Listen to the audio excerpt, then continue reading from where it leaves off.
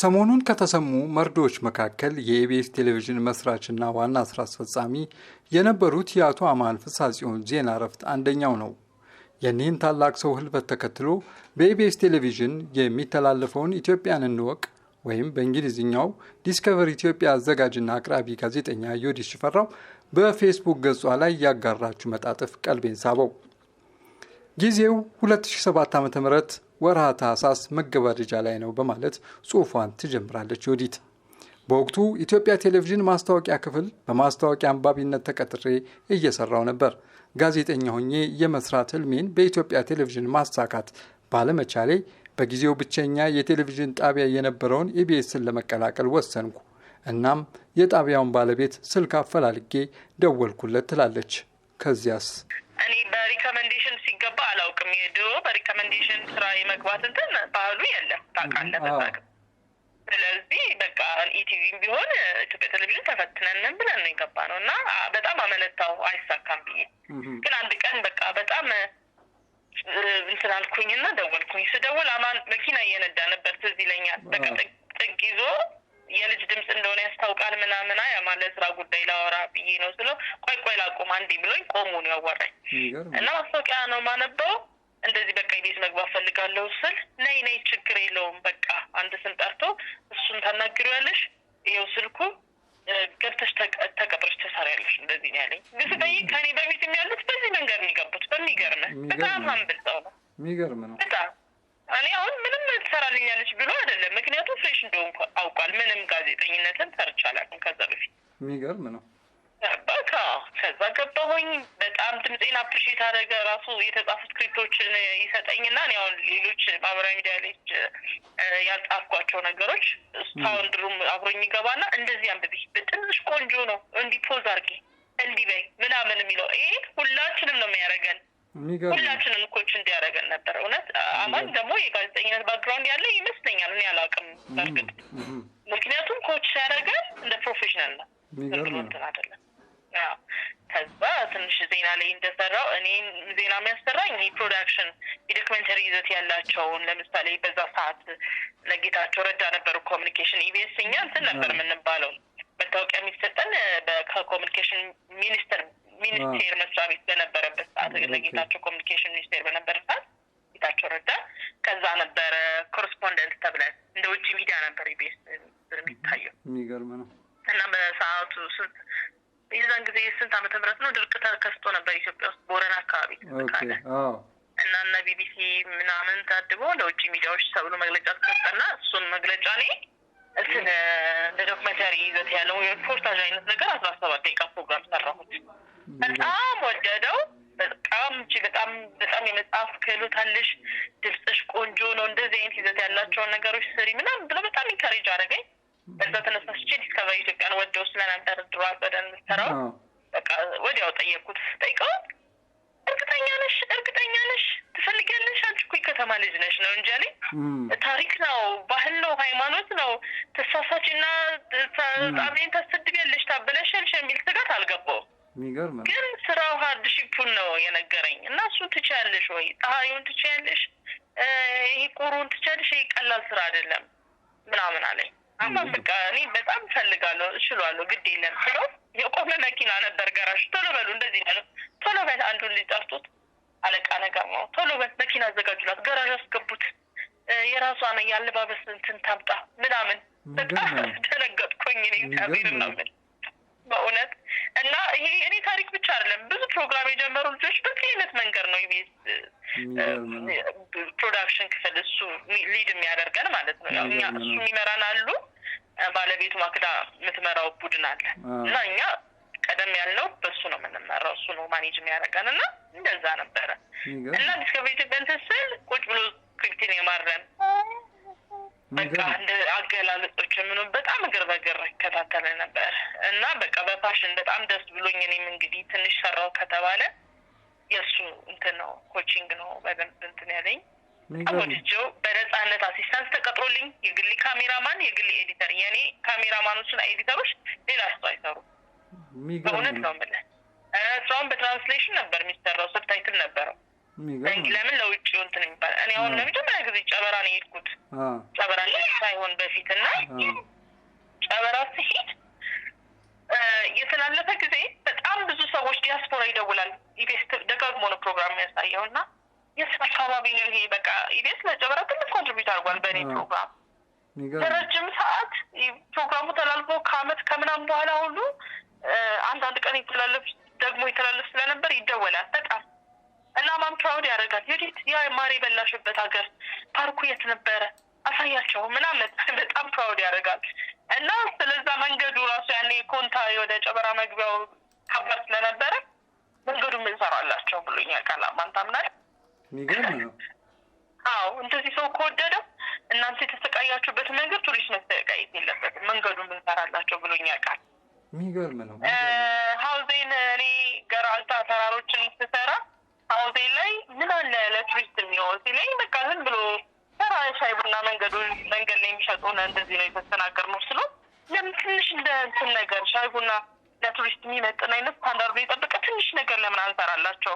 በጣም ሀገሩን ይወዳል። በእውነት ነው የምልህ። የሚገርም ነው በጣም እና እኛ ፕሮግራም ሰተን ይዘን መምጣት ሳይሆን እዛ ጋር የሆነ ነገር ለውጠን እንድንመጣ ምናምን ያደርግ ነበረ ይፈልጋል።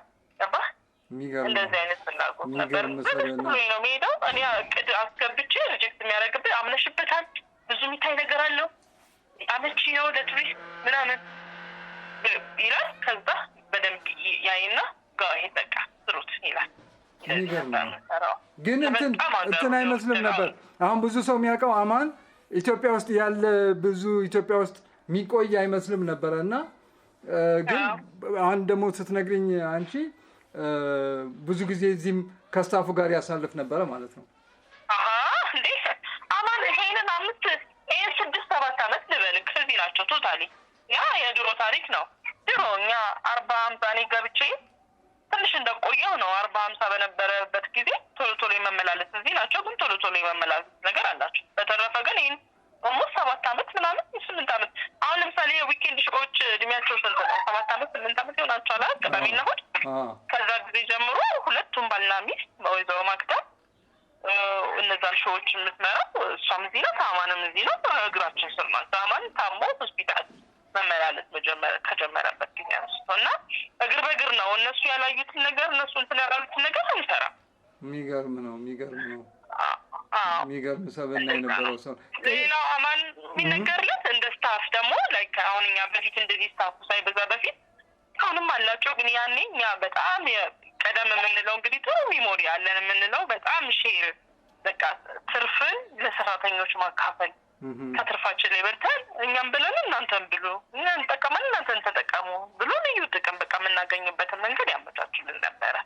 በቃ ኑሯችን የተስተካከለ እንዲሆን ያደርጉ ነበረ። መኪና እንድንገዛ፣ ቤት እንዲኖረን ከሪል ስቴቶች ጋር ይነጋገር ነበር፣ ከባንኮች ጋር ብዙ ፕሮሰሶች ያልተሳኩ ይበዛሉ እንጂ በአጋጣሚዎች እንደዚህ አይነት እቅድ ነበረ። መኪና የተገዛላቸው ከኔ በፊት ቀደም ያሉት ሁሉ አሉ። በቃ እኔም ኮቪድ ድረስ አመታቸው ተቆጥሮ በኢቢኤስ በቆየንበት አመት ተብሎ መኪና የተገዛላቸው ማለት በቃ ኑሯችሁን አሻሽሉ፣ እዚህ የሰራችሁ እንዴት በታክሲ ትመጣላችሁ የሚል አስተሳሰብ ነው። አሁን እንግዲህ እዚህ የትም ሚዲያ ውስጥ ሰምቼ አላውቅም እንደዚህ አይነት ነገሮች። እኔም ሰምቼ አላውቅም።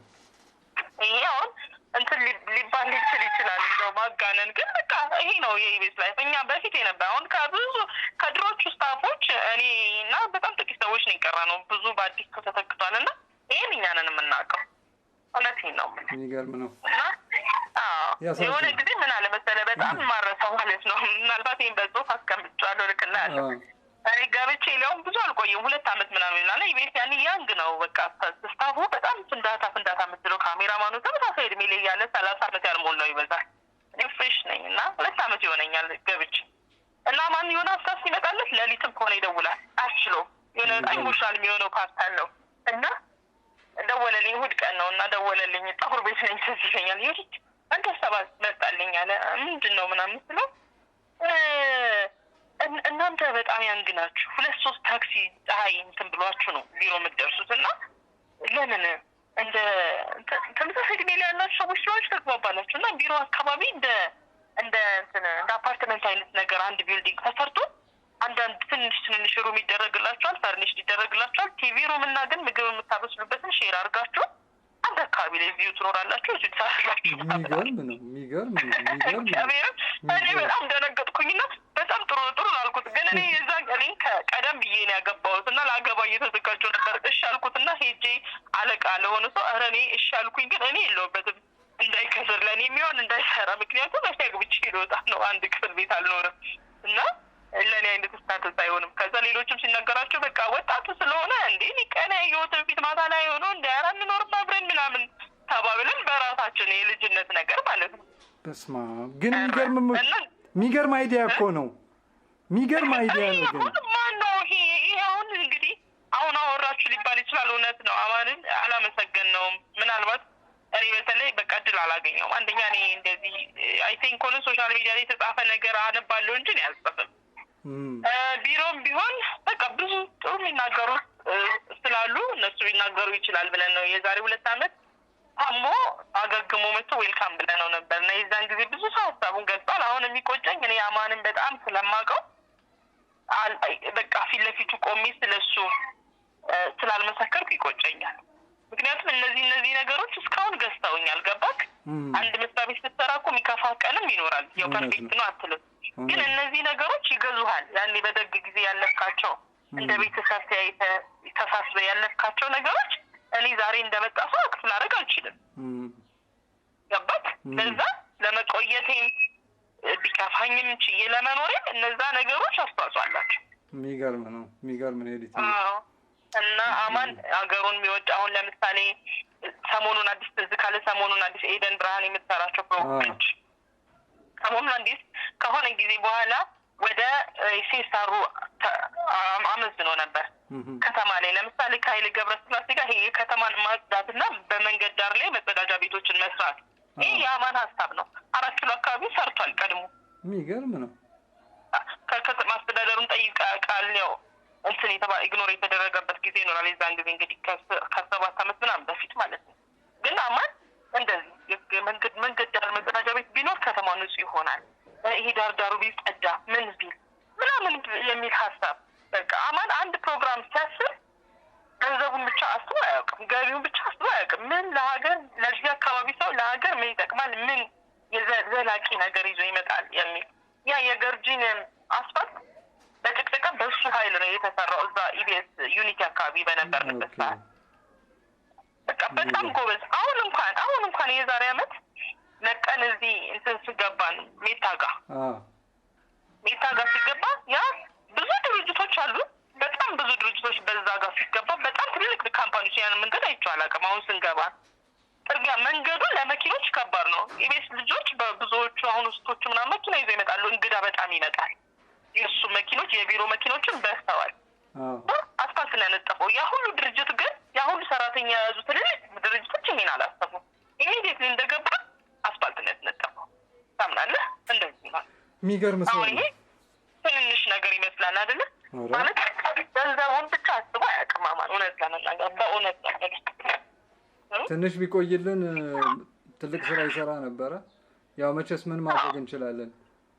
በጣም በጥሩ እድሜ ላይ ያለ ኢነርጂ ሙሉ የሆነ ሰው ከነተስፋው ሄዶ በቃ ያሳዝናል በጣም ጆዲቲ በጣም አመሰግናለሁ። ግን ከዚሁ ጋር በተያያዘ ደግሞ ሌላም ሰው አተሻል፣ ዘሪሁን ግርማም አተሻል፣ ባልደረባሽ ነው የነበረው የቱሪዝም ጋዜጠኛ። ከሱ ሀዘን ሳናገግም ነው አማን ግን የሞተው የእሱን መታሰቢያ አድርጌ ስመለስ ነው ጠዋት ላይ ማንም ማረፉን የሰማሁት።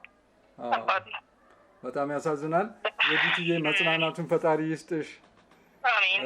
ብዙዎች ኢቢኤስ ቤት ላይ እንደዚህ መከራ ሲበዛ ምን ነው የሚል ጥያቄ አንስተዋል እና እንደው የሞት መንፈስ የተወጋ ይሁን የተመታ ይሁን። ምክንያቱም እዛ ቤት ውስጥ አዘወተረብን ስለማያውቅ ነው እንጂ አማን ትንሽ አሞት ነበረ።